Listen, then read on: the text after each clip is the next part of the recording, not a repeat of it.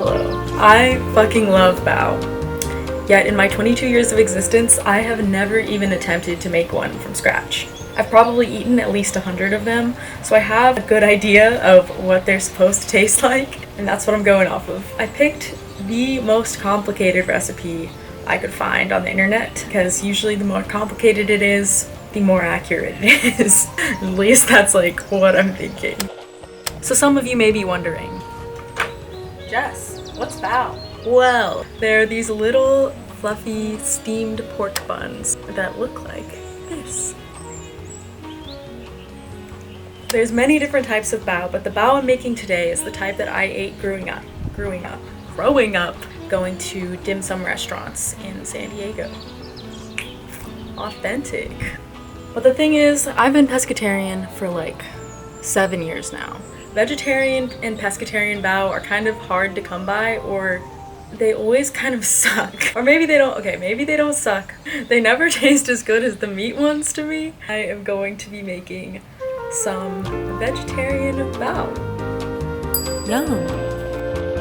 Disclaimer, I pretty much follow the Chinese Cooking Demystified video entirely, except for the filling, because they don't do a vegetarian one. So if you're looking to make this, they have a pretty in-depth video on how to do it. I watched it like 70 times to be able to do it on my own. They have all the instructions written out, and I will link their video in the description. Yeah, so let's do this thing. Alright people, so step number 1 is to make a bread starter, aka the mother. If you're familiar with bread making, you already know what I'm talking about, but if not, here is a little cooking lesson for you. So what is a bread starter, aka the mother? In order for your bread to rise, you need a leavener. Without it, your bread would be super dense, like a brick. And we don't want that. There are several different things you can use to leaven baked goods: yeast, baking soda, baker's ammonium, etc. The dude who invented char bao was like, yes, I want them all. Fucking complicated. Moving on. There are 2 ways we can attain some yeast.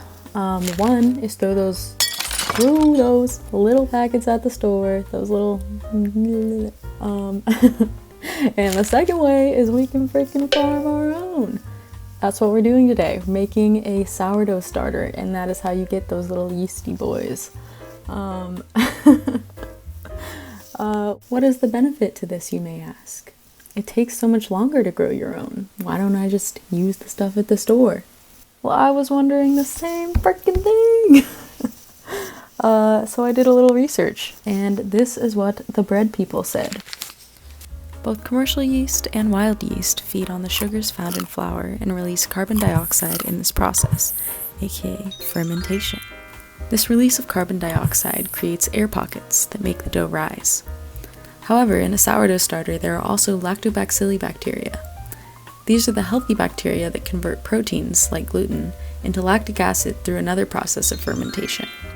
This is what gives sourdough its sour flavor and adds health benefits. Wow. So in short, using wild yeast is healthier and more flavorful than commercial yeast. Oh wow. How to make the mother. I started off by adding 40 grams of flour and 20 grams of water to this jar. I mixed it up, formed it into a ball, and I closed the lid. 12 hours later, I did the same thing. 40 grams of flour, 20 grams of water, mix. And this is what it looked like. I did this a total of 5 times, which took 3 days. And voila, it was beautiful. Exactly what I needed. So naturally, I deviated from the recipe and fucked it all up. You see, I wasn't ready to film the rest of the video because I was waiting for my baker's ammonium to come in the mail. So I threw my beautiful bubbly child into the cold fridge where she low-key perished. I took her out 3 days later and the bubbles were definitely gone. So I started getting a little worried. The internet said it would be fine, so I just kept feeding it and waiting, and there was getting to be too much in the jar for the amount that I was feeding it, so I made this green onion pancake.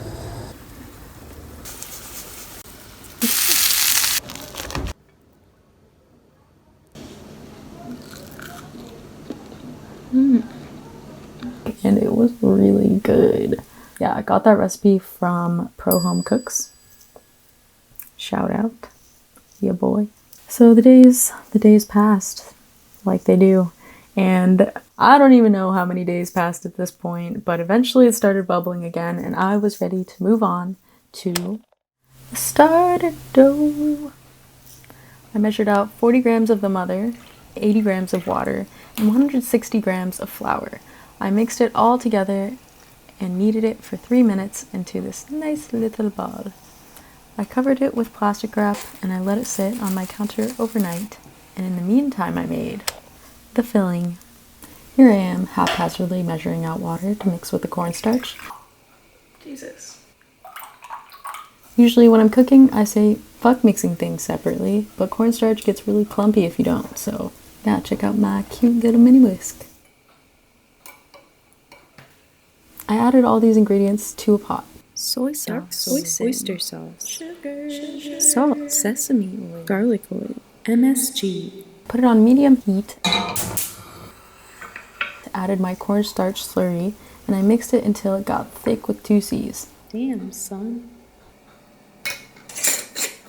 And into the fridge it goes. I chopped up and sauteed some oyster mushrooms.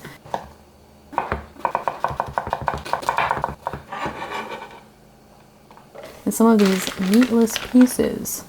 Truly enigma. Who knows what is in those cubes?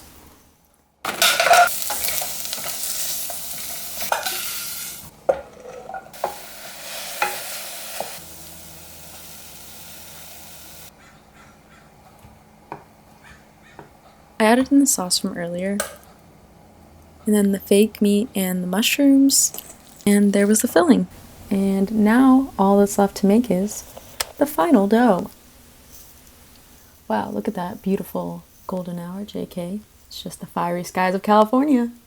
But woohoo, after approximately 24 hours, the dough had doubled in size. Damn, son.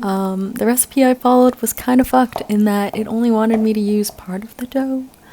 I tried cutting it, but it was way too sticky, so I just said, screw the recipe, I'm gonna use the whole thing. I tried to scale up the ingredients proportionately, but, you know, they only had to use part of the dough for a reason. It's because if you scale up the ingredients, the measurements get really freaking weird. Found that out too late.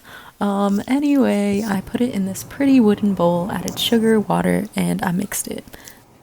Then I added the baking soda and the baker's ammonium, which, by the way, smelled god-awful and really made me question whether or not this would be edible. Then I sifted the flour, baking powder, cream of tartar, and butter. Did not sift the butter, I just put the butter in. They said to smack that all on the floor. So I did. Yeah, that sounded like a drum. How it was supposed to. I rolled it into this log, and holy shit, I had to let it rest again. I don't know how the Chinese grandmas have this much patience. And 1 hour later, it was finally time to assemble these hoes. So I snippety snipped this parchment paper, took out the thing. So soft. Choppity chop. Roly roly roly. Pinchy pinch. Dear God, please help me. And we have these cuties. Into the steamer they go on this aesthetic countertop in the corner of my kitchen. JK, this burner was not getting hot enough, so I moved it to this other part of my kitchen that looked a lot uglier, but we're just gonna pretend I actually left it at the other part. Okay, nothing to see here, folks. Just mind your own business, because now it is time to eat. Ta-da! Oh, they're so cute. Time for the big reveal. I'm burning my hands. Okay, so I'm going to try it for the first time. Take that off.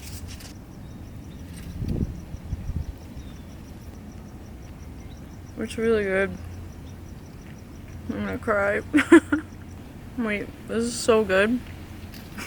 Okay, it's not as good as the dim sum restaurant I go to.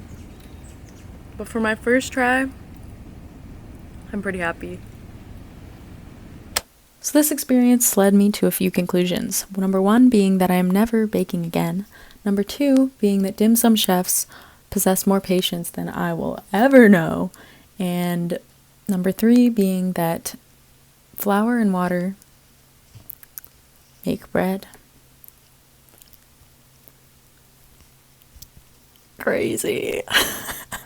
Hello, welcome to the end card.